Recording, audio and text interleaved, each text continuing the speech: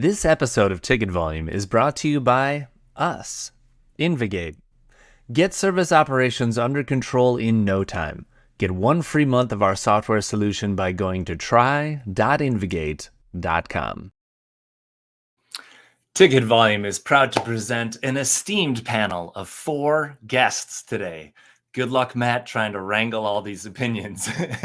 We have Daniel Breston, a self-described old man of ITSM who is retired now, but doing what he wants, which is spending time helping IT folks with mental health issues. Joined by Simone Jo Moore, a leader in humanizing IT, a master of emotional agility and artificial intelligence, a recognized top 25 industry thought leader and women in DevOps designee. Joined by Jacob White, a passionate and results-oriented fractional head of customer success, a consultant advisor with a rich background in both sales and support. He takes immense pride in building up organizations from the ground up and optimizing existing teams for peak performance. And also Kincy Clark, a leader with 12 years of strong team leadership, program management, strategy, operations, communications, and technical experience that builds strong customer relationships, increases customer retention, and creates a successful win-win partnership with clients. Welcome to Ticket Volume Live, an opportunity to be the news and information for improving IT experiences. I'm your host, Matt Beran. Each week, I get to hype up leaders to share their insights on service management, technology, and business. And this episode is going to bring more of the same energy. I hope you've had a good week. And I also hope that you'll get involved today by asking a question in chat or providing your insights as we're speaking. So now let's begin. Welcome, Simone, Jacob, Kincy, Daniel to Ticket Volume. Hello. Hello, hola. Okay, excellent. Thank you for taking some time to be here. And what a great topic. I've been racking my brain trying to find good questions. And so if you're in the audience today, please take a moment to put in a question because, of course, I've found some across the internet, but you know how the internet is. There's trash everywhere. So if you've got something you want answered or there's something you're looking to get out of this episode, throw it into chat. We'll see it no matter what platform you're on, and we'll bring you into the discussion. So let's get started with one of my questions right away, because I hear this term all the time. In fact, we put it in the title for this episode, and I have no freaking clue what it is. What is a staffing model? Who can answer that for me? I'll take the bait. Go for it, Kincy, please. So a staffing model is something you use to plan and forecast staffing. And I think there's a lot of different techniques to do that. And it depends really on the maturity of the company, how detailed and how granular you want to get, and also like how predictable your future is. But I think it's important to differentiate between kind of a staffing model, which is how you're going to grow and develop your organization over time, versus a staffing model that's used to plan shifts and things like that. So I think there's 2 flavors of that, very different models. And I think they sometimes get confused. Sometimes like CFOs, resource managers want to know the staffing model. Support leaders will show up with their staffing plan for the week or the month, and that's not necessarily what they're looking for. So I would argue a staffing model is, again, it's how you model your staffing into the future, planning for growth, planning for additional hires, the requirements you have to maintain a successful team. Okay. So it's like the algorithm. It's the inputs, the metrics, the measures, the KPIs, and then what you're doing with your staffing is either trying to, manipulate those things, reach success, or it's all the other stuff from this episode that follows this question, right? And that's the stuff that you're going to be putting into your staffing model. Does that seem fair? Yeah, absolutely. I think there's a lot of different ways I prefer not to drive mine with operational metrics. I really want to tie my staffing model to business outcomes and then what the business is forecasting, because if sales is predicting, a massive jump of customers, I want to be prepared for that. And I also want to be aligned with that. And I think, again, this is where people, when you confuse your staffing model with kind of your staffing plan, you can get into trouble. So it's really important to Yes. align with business outcomes and business growth, because ultimately that's going to drive your resources, not so much what your MTTR is or things like that. Yeah. Okay. Actually, I think Cool. Kincy has hit on a really important point, because I've always looked at model both an art and a science. So there has to actually be always driven by what's needed from the outcomes downwards. But, coming from also a high-end call center background, of course, we did go right into the deep science of things like the Erlang C models and things like that. But I don't think you can be really good at those and successful at those unless you've considered all those different risk factors, capabilities, how we actually bring teams together, what form the teams might take. So there really is, there are formulas that work really well, but if you don't know the top end stuff, if you don't understand the business patterns, and if you don't understand what they're trying to get out of it, you are not successfully going to meet those scheduling right down even to the shift level. Yeah. Okay, that kind of makes sense, because that's why we have all the measures that we have. I saw a post recently about average handle time. It was the leader of support for, I think, Sun Country Airlines, and he was talking about how he uses average handle time. And I beat up on that metric all the time because, of course, it's one of those tricky things. You don't necessarily want to share it because possibly people will lower their average handle time to the point where they're being rude to customers.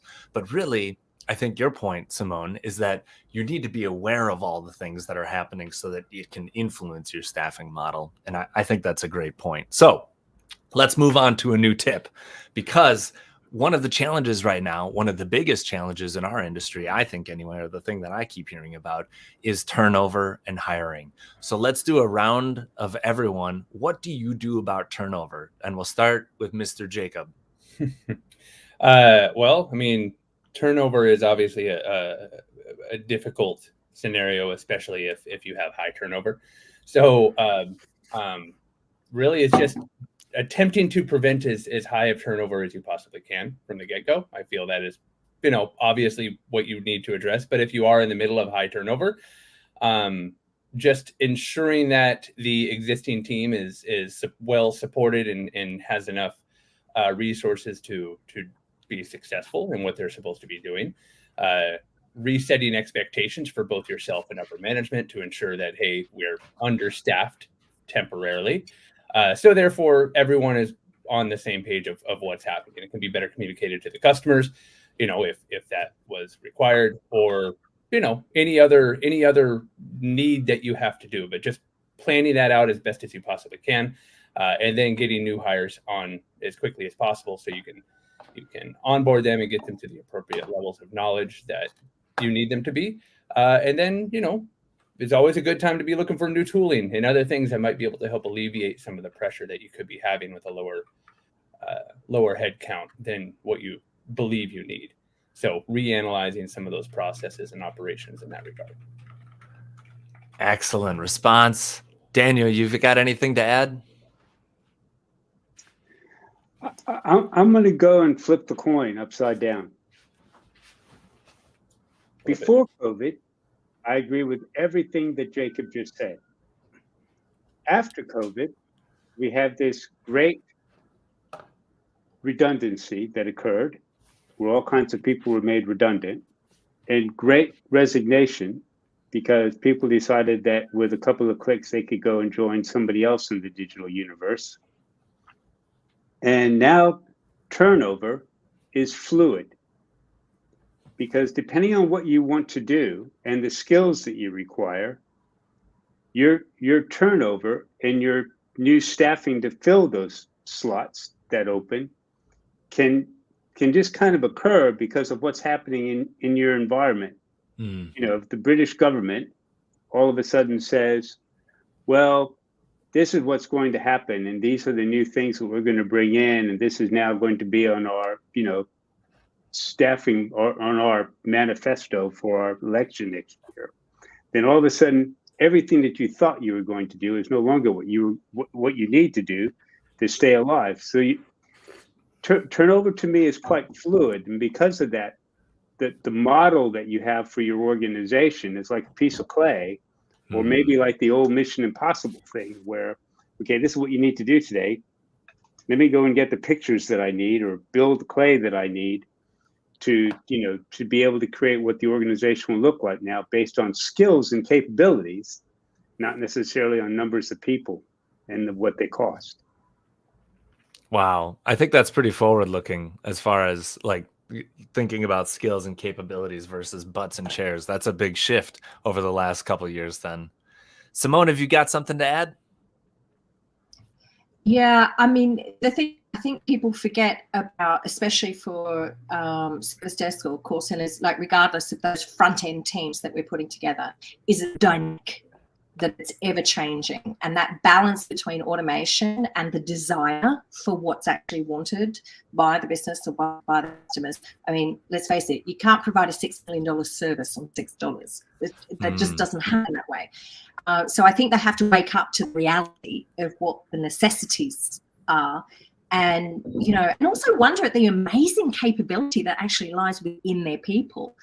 If you want it to be sustainable, if you actually want to keep it, I ask all my guys all the time on the various courses and workshops, did you when you grew up, did you actually want to be a support center analyst?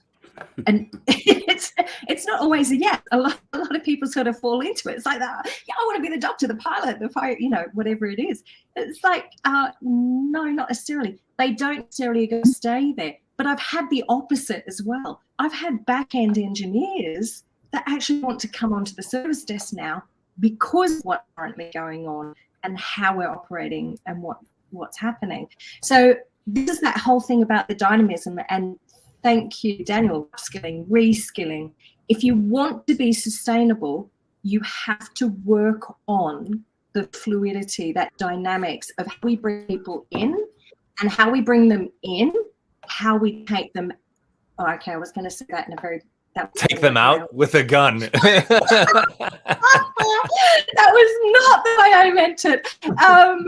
But it was, how we actually help them leave is the better way of saying that. How we help them leave is just as important as how we help them come in. So we have to have that the full, complete program for that dynamic, ever-changing balance.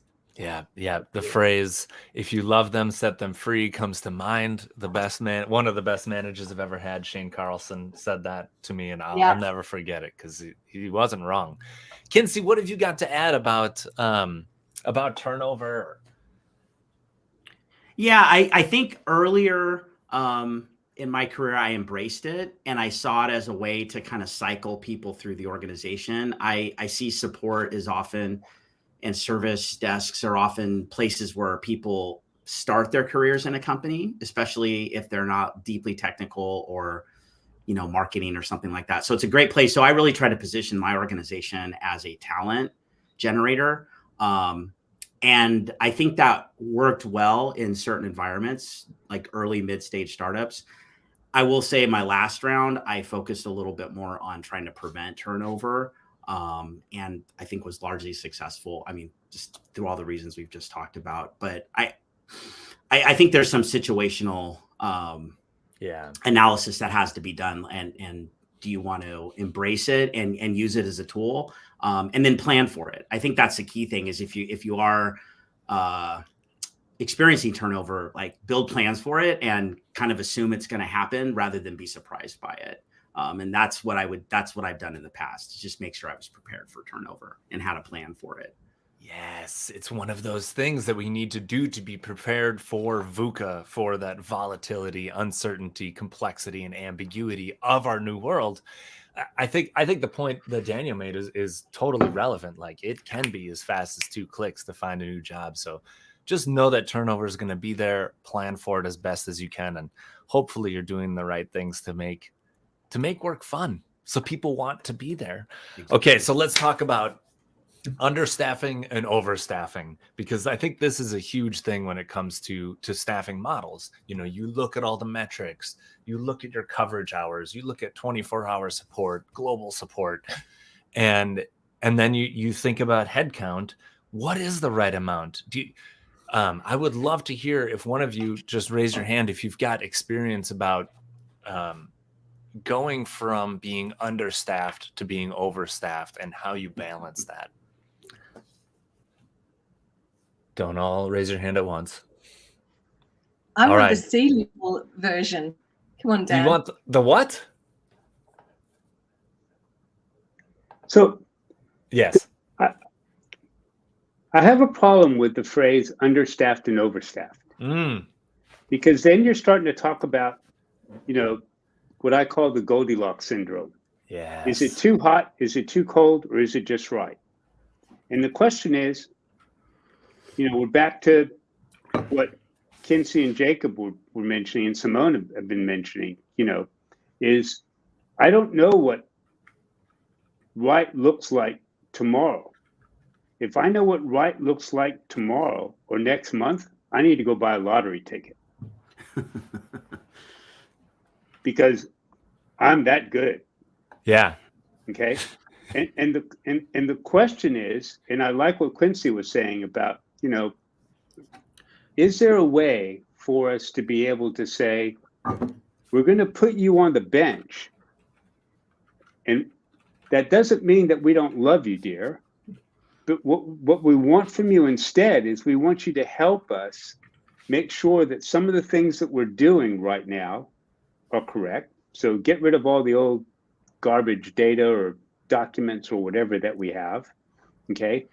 And in the meantime, can you go and update your architect certificate for cloud models? Or can you go and help us look at an AI chat GPT strategy? And the moment that we think that you have the right skills again, and you give those skills, you can use the professional services management framework from, and this is an unshade plug for ITSMF, or from the skills framework, initiative that's worldwide. You can use that to really see what is it that you want to do today versus what you want to do tomorrow, and what do you need to do that. And I think that's what Kincy is driving for, and Simone, all of us are driving for, really, is this under and overstaffing. That's got to go now. The business case for I need this many people for this project, that's like yesterday. I like that. It's a completely different look at it. And I think when I was hearing your response, I'm thinking, okay, well, yeah, that totally makes sense. You've got the call volume, specifically daily work, I'll say, and then you've got project work and learning on top of that. And it's like, you can tell you're understaffed if they aren't investing in themselves, if they aren't able to contribute in those projects anymore, because they've got a huge backlog of tickets or queue to manage.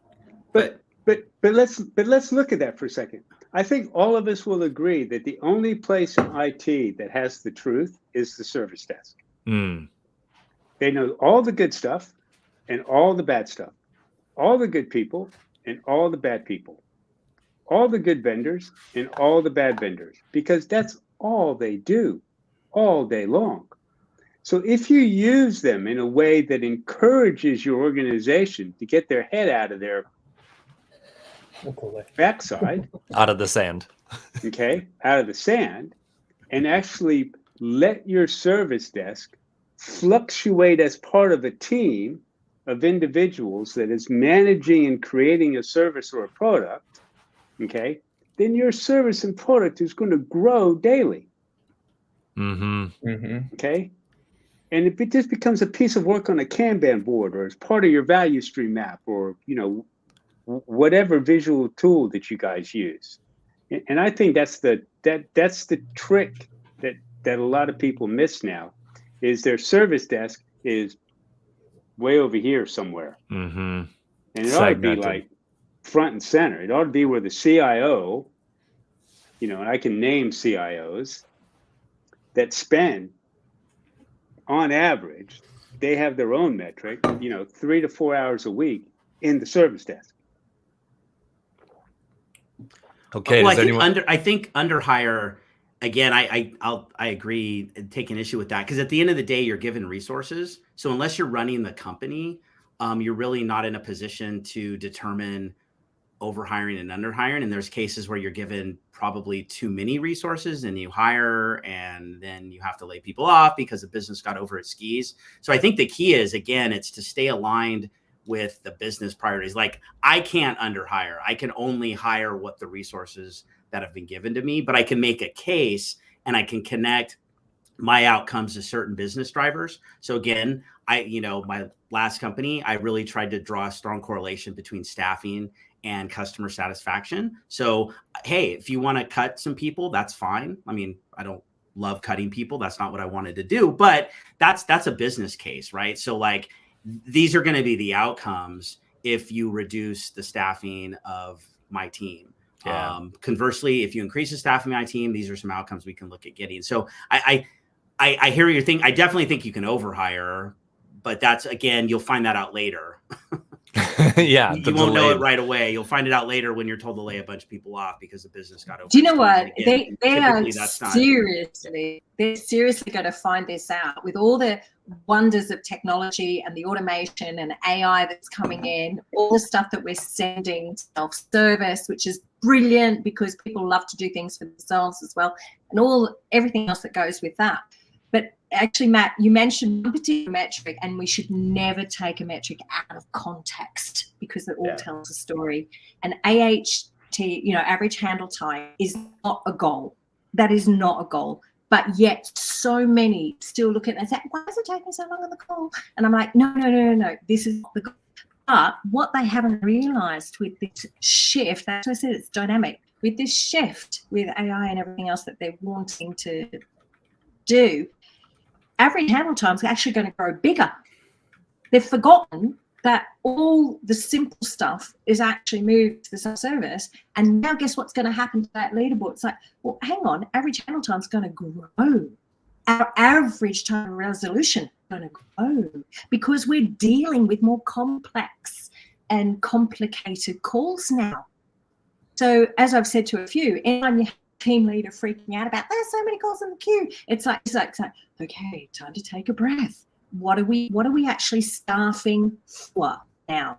Think about it. We are staffing people for more complicated and complex style of calls. That means we've got to increase their cognitive thinking skill sets, their problem solving skill sets. We have to help widen this. It isn't just take a ticket and flick it. That's not, which was never the intent in the first place, but it was the way they were treated. And that's just not on. Yeah. And it's certainly not on anymore.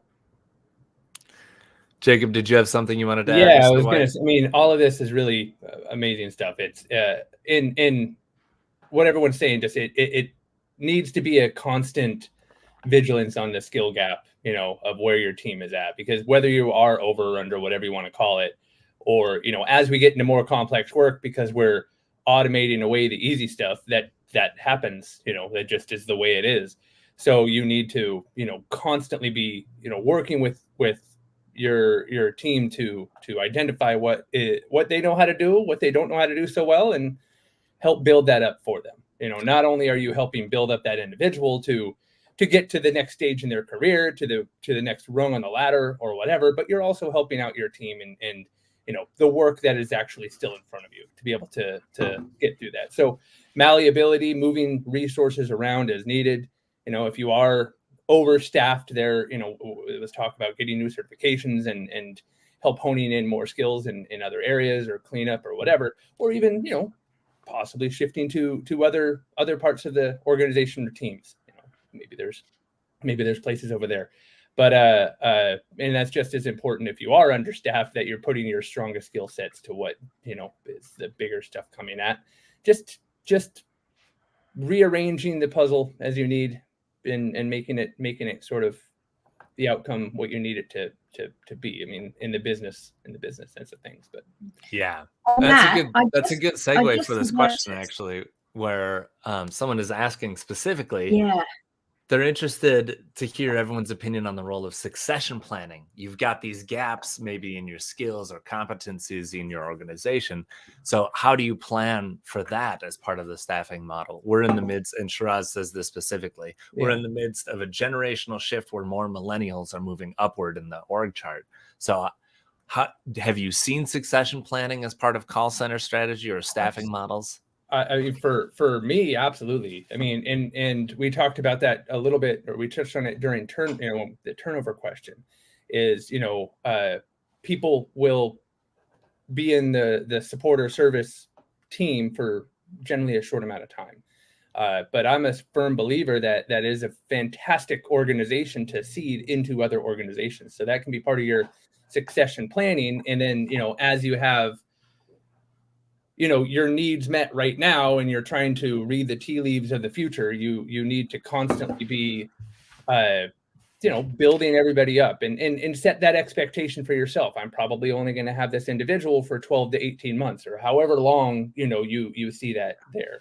Building out that onboarding, building out those skill gap analysis to refill their knowledge of areas that they have gaps on, and then letting them go off into the next stage of their career. And then backfilling that with the next person, and then constantly doing that. I was told once, I can't remember exactly where I heard it, but if you're not, had manager go to me and say, what if I train them and they leave? I spend all this time training this individual, and then the response being, what if you don't train them and then they stay? So you have this person who is not really, performing what you need them to actually do, and what they're doing. But just constantly trying to plan that out and move everything around to make it fit what you need it to do. Anyone else got tips for succession planning or cross training? Would love to hear what you've experienced. If you do succession planning, you are the single point of failure. Yeah, that's a good point. If you don't have someone lined up for your role and you leave, what's next? Totally. Yeah, what were you going to say, Mr. Breston? I like the skills framework for the internet age. The Sophia. In being able to look at, this is where the organization is challenging me to go. What skills do I need? And then helping people either succeed in that succession planning, or going out and trying to find what skills are required. And that may include me jumping ship because I'm not right anymore. Yeah, that's a good point, right? You need to know when your time is done. Okay. That's an interesting point. How many people have actually waited for their redundancy rather than leaving earlier? You should work yourself out of your role, if that makes sense to some people, because wanting to progress and move on in career, whether it's within the same organization or not, which is part of the whole succession understanding as well, is being able to say, am I willing to make myself redundant? Yeah, that's a really humbling thing to think about, and selfless thing to think about. Hey, am I willing? And you see this too when there's layoffs. There are people managers and leaders who lay themselves off to preserve some of their team. Talk about selfless leadership. Holy cow. Love that stuff. Okay, let's go on to something more tactical, because we've been talking a lot of strategic, high-level stuff. Let's talk about coverage, baby. Coverage of the desk, coverage of the phones. I think this is one of the topics that's so important, but it's not very easy to translate, right? It's one of those it depends situations. I would love to hear your experiences though about coverage, what you've done, what you've learned, challenges you've overcome. Let's start with Kincy. Yeah, I mean, it depends, I think, is a great way to start. I've used geographical models. I've used product line models. I've used kind of like time zone, and then different functional models. So different skill sets, like you need a particular thing. So I think the key is to look at your organization and see what makes sense. There is no coverage model to rule them all. It's going to be very dependent on the business, and what type of service you're trying to deliver. Do you have a 24/7 requirement? Are you good with just kind of, and again, like languages come into play. So how do you stretch languages across time zones and things like that? So like, I think the best advice I can give is, just hit around some ideas. Don't do what you did at your last company. Think about it, just kind of wipe the slate clean and just look at what are the important vectors that I'm trying to cover, and then build a few different models to look at that, and then hit that around with your team. I think the other advice I would give is talk to your team about the coverage model, because you're not the one living it. I'm always surprised when people like just impose their will on the team. And I'm a total fan of will imposition in certain cases, but when people are working different shifts, like get their buy-in and input. Like even if it's a cacophony of voices, you can sift through that. And I think you can come to something, and people will surprise you. People will volunteer for weird things that you never thought they would have tolerated or done. So I just think team engagement, but also having a set of principles to drive your coverage model that you start out with. Again, what are we trying to accomplish as a business?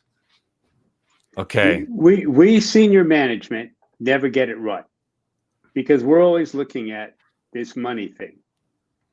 So the best two people to tell us what the coverage model should be, as Quincy said, is the people who have to live this day in, day out, and the customer.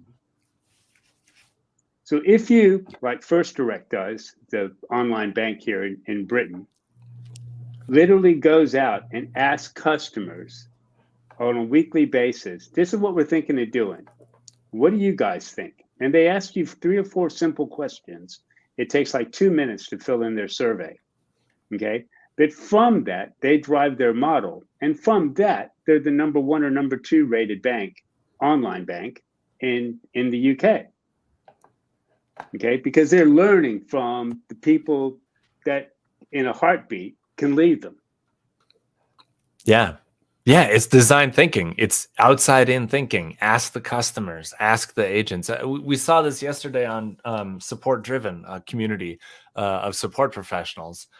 And someone said, how do we cover for holidays? They were dependent specifically on people volunteering, and no one was volunteering for specific holidays. And so it was hard to fill.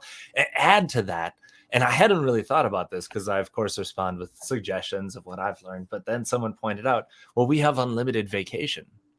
We don't give bonuses. So you have less rewards to give staff to say, hey, could you cover this? And I think one of the things that came out of it was hiring diversely is a great thing. If you've got people that practice multiple different religions or from different regions or walks of life on your service desk, some of them don't celebrate those same holidays. So maybe they want to trade for different ones. There's tons of really good tips for this.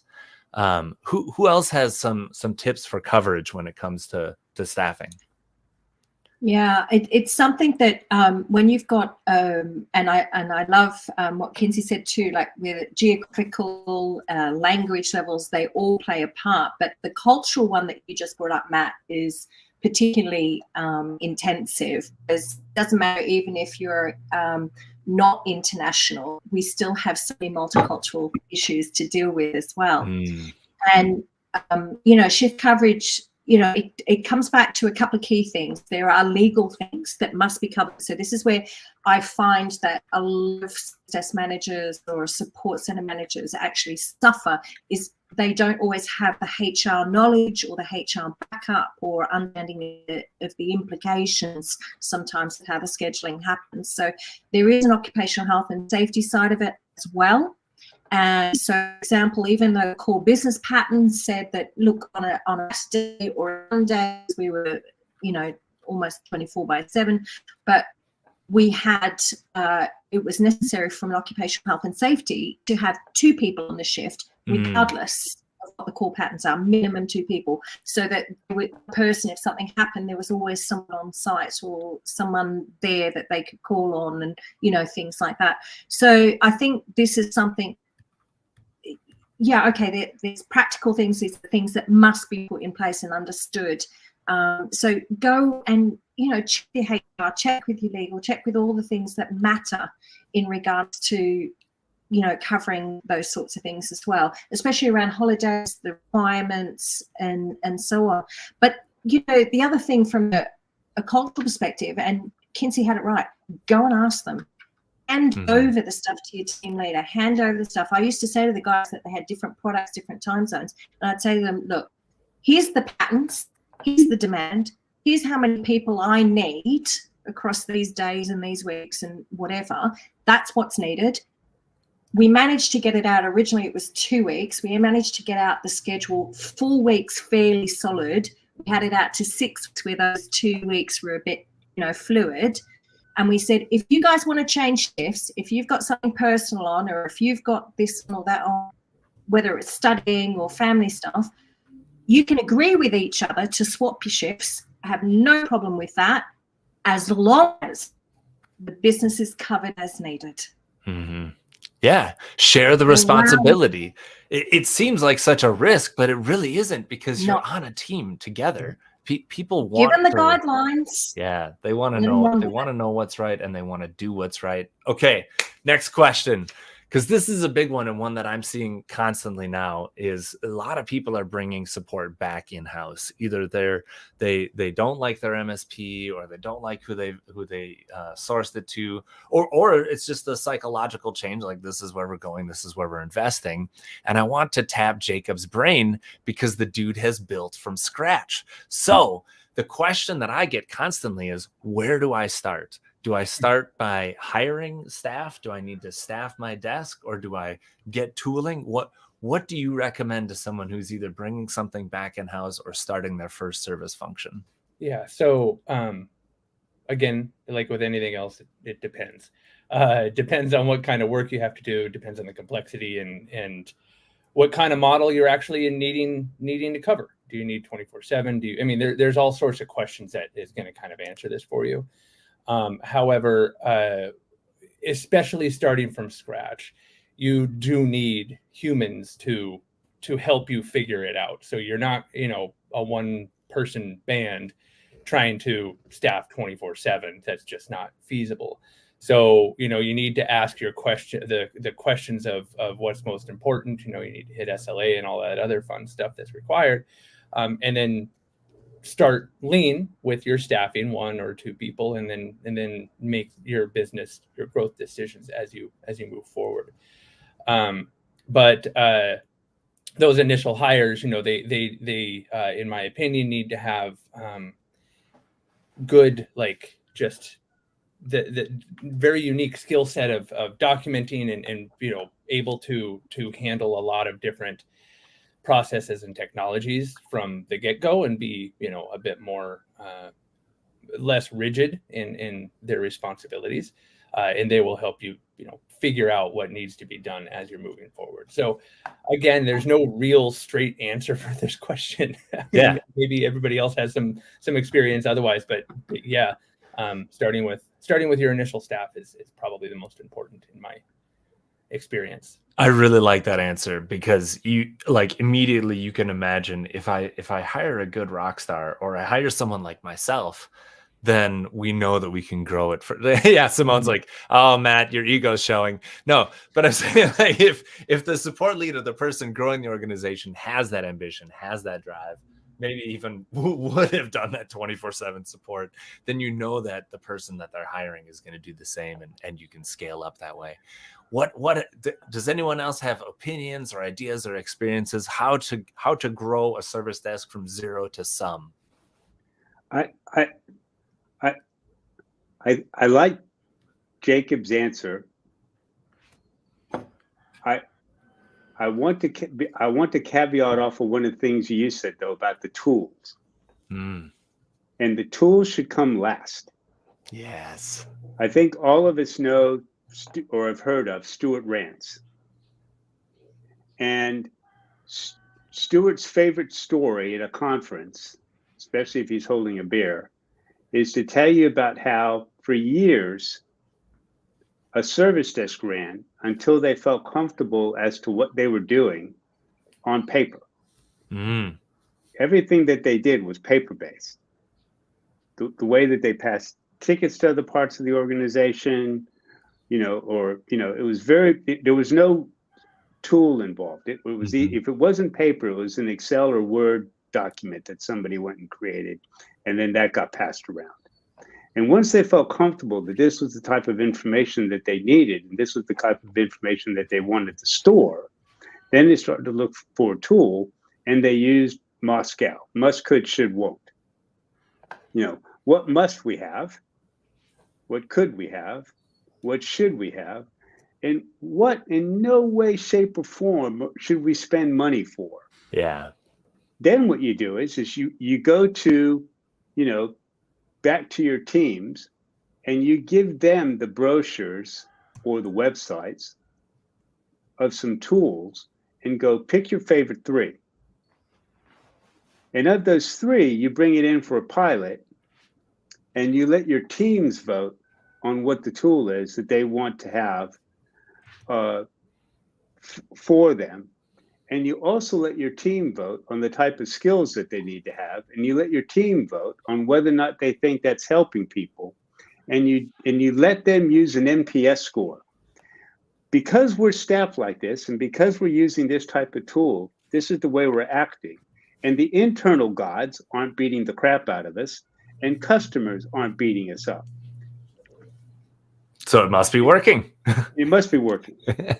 I think this is a good point too, because if you start with something, then you can understand how you want to work. I had the pleasure of talking with David Mainville recently, and he pointed out and just reminded me the power of having your processes documented, so that when you're looking at tools, or even when you're hiring people or shifting stuff around, you have this document to kind of reflect on it. It really builds a great foundation.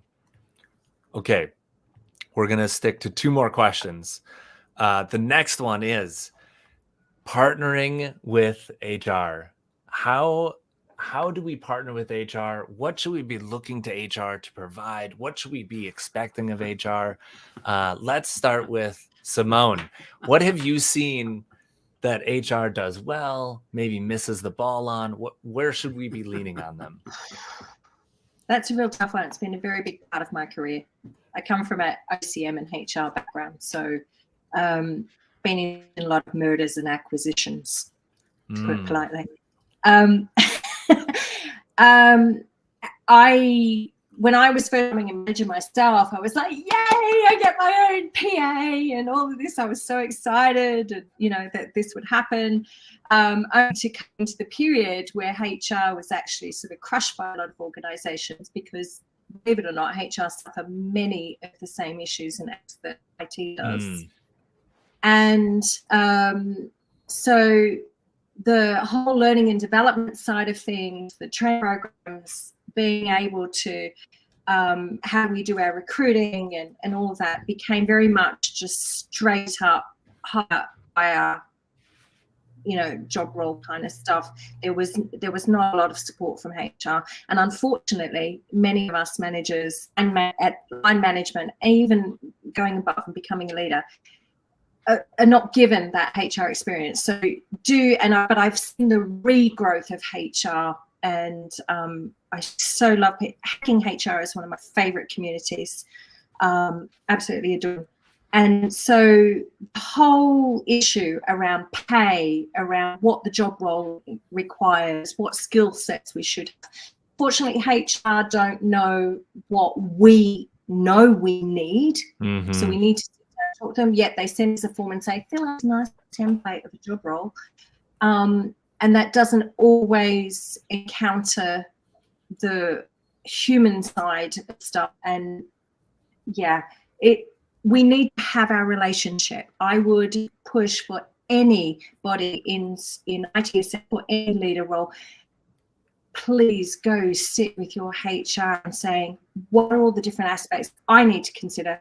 What do I need to tell you, so we get the right people in the right place at the right time doing the right things? Love it. Oh, that's a good tip right there, right? Because that's basically what you're trying to do. Collaborate. Yeah, you collaborate on it. Like, let's We're part of the brainstorm. same organization. Yeah, you have to meet halfway. You need to teach them about service and support. They need to teach you about recruiting and staffing. I love it. Yeah, become a destination company. Mm-hmm. That's really the key here. You want to be the place where people come to. The person is not a ticket, but a ticket represents a person's experience. Yeah, that's a great one. I love that. You want to be that place that people want to be. Jacob, Kincy, have either of you got input that you want to leverage or share with the audience? Yeah, sure. I mean, like HR obviously is dependent on the stage of the company you're at. I do a lot of startups and things like that. But yeah, teaming with your HR and as you especially are needing to build out your leadership and management teams, I am a huge advocate for doing as much promotion from within as you possibly can. As if that wasn't clear, trying to get people to that next stage.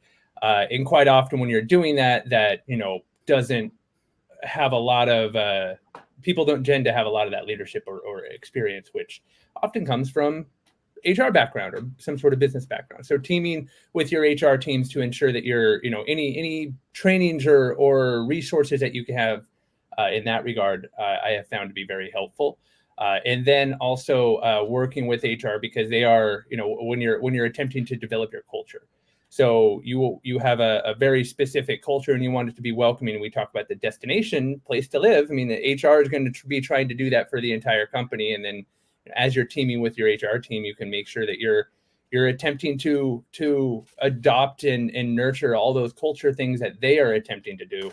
Mm-hmm. So you can go ahead and disseminate that across your team or plural teams, right? Depending on what you need. So they're a fantastic resource for you. They are, your people's team, and they're going to help you on the day-to-day do all of that. And then, obviously they're your resource for when you find yourself in trouble and you need that help, which is of course what HR is there to try to help you out. So in terms of, addressing problems or any of those other concerns, but we're getting,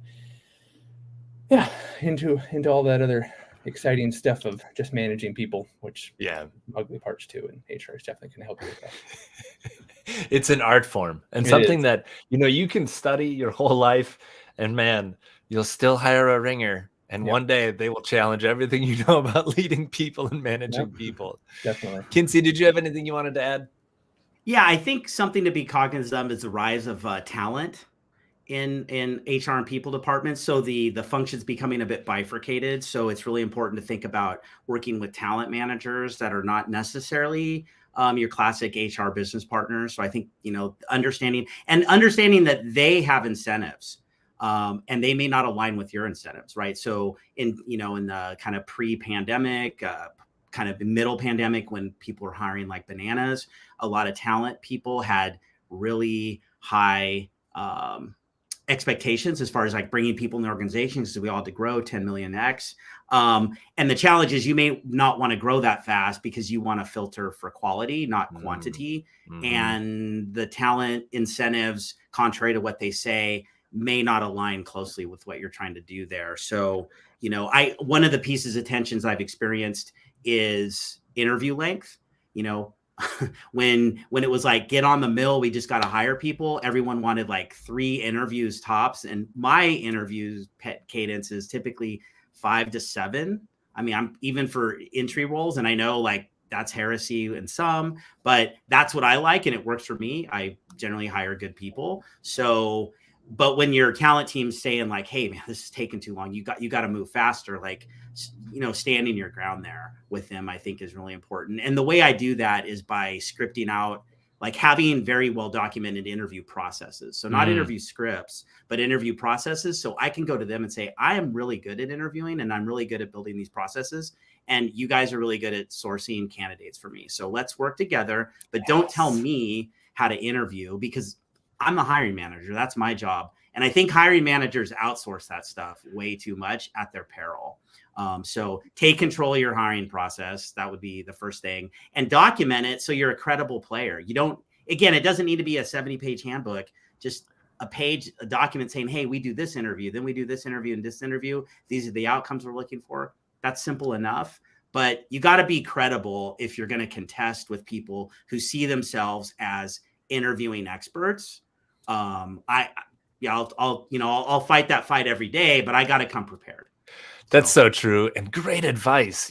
Stand up for yourself. You really do need to. And we've got a comment here that Peter made specifically that another issue is the pay rate of service desk and support professionals. They're very often very lowly paid, and there is often not a really possibility to grow in salary. And Daniel, I know that you mentioned, you put in a response in chat, but Peter can't see it because he's on LinkedIn. So what was your response?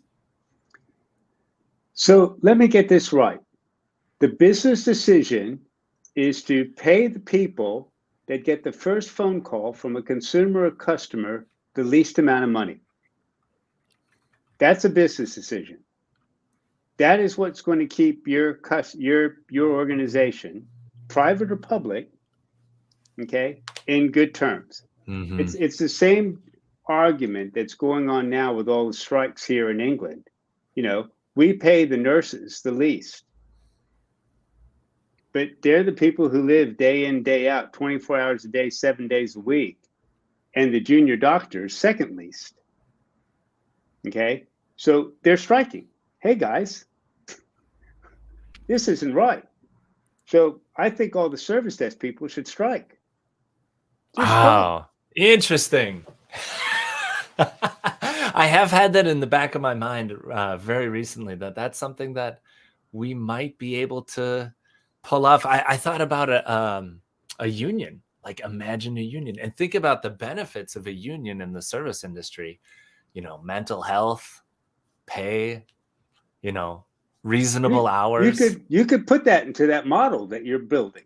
I know it's very European of me to say it, so I just had to put it out there. Matt, it's really quite interesting to think about that. I actually ask that question. Every training course that I have, I do ask that question because I had in one national support desk that had my team in Sydney was freewheeling and whoever they wanted to be and whoever I had.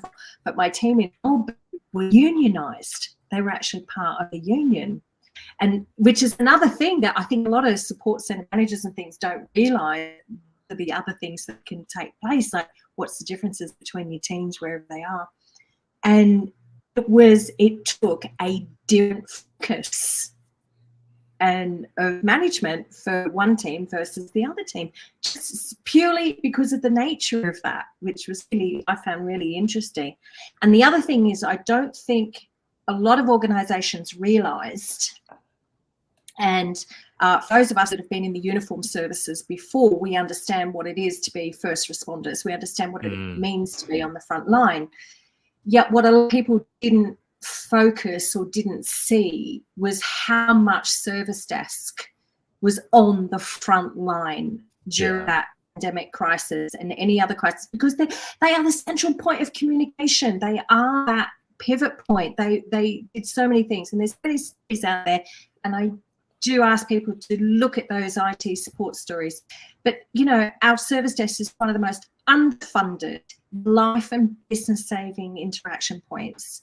The pressure, the angst, the incredible acrobatic skills, the emotional agility that these guys develop and display, that, look, I'm not a human resource. I come from that environment too. I'm not a human resource. I'm not something to be consumed and plundered. I'm not an asset. Okay. I'm a human being, nothing ticked off on the financial checklist. And I'm not human capital. You don't own me, and you don't get more of me when I'm gone. Yeah. Peter's counterpoint to this is that not many people in the service and hospitality industry would leave their post or would go on strike, right? So many of us are selfless. Because of our passion and our focus and our talent to be where it is. So should we get paid for the talent that we have? Absolutely. Yeah, absolutely. I love the way you put it. Okay. So we're close to time, but I do want to give you all just a moment. So real quick, where can people connect with you and learn more? Simone. You can go LinkedIn normal, snapshot bio, it's all there. Any other questions, you can also go to my website, which is just www.simonejomore.com. All right. Kinsey, where can people find you? LinkedIn's by far the easiest way to find me. Mr. Jacob White. Same. LinkedIn would be the best place. It has all my contact info and ways to get a hold of me and schedule a call. Mr. Breston. I call Matt. Yeah, just call me. I'll put you in touch with Daniel if you call me. Definitely. I want to thank you all it's for being LinkedIn. here. I want to thank you for your time, for being on this podcast and taking the time to provide your insight. Thank you so much. Thank you. Thank you. And for our audience, did you know that you can join a live episode? That's exactly what we were doing here. So hopefully you figured that out by this point. And speaking of ticket volume, did you know that this podcast is brought to you by Invigate? It's a fit-for-purpose service desk solution with integrated asset management designed to let you focus on supporting your organization without arduous implementations. In fact, service teams from Toyota, NASA, and McDonald's use Invigate to manage requests, automate workflows, and centralize inventory data so that they can focus on delivering better service. Because good service is good business. Have a great weekend, everybody.